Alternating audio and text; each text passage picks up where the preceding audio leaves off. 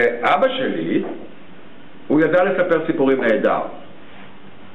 הוא לא למד את זה אף פעם, הוא לא היה שחקן כמוני, הוא היה חבר קיבוץ, והוא בכלל עבד במים, הוא היה אחראי על המים בקיבוץ, אבל הוא ידע לספר סיפורים, ותמיד הוא היה מספר לי סיפורים.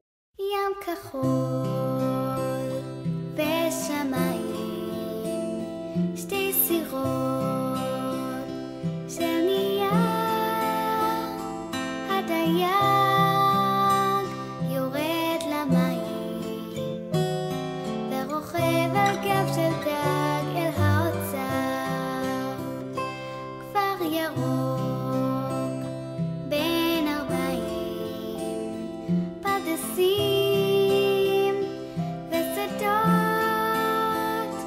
העיקר חוזר לבית, מנשק אישה יפה בילדות. אבא סיפור, אני לא יכול לישון, ירח מסתכל לי בחלון, עוד מעט אני אהיה גדול יותר מדי, אז אבא עוד סיפור אחד ודי.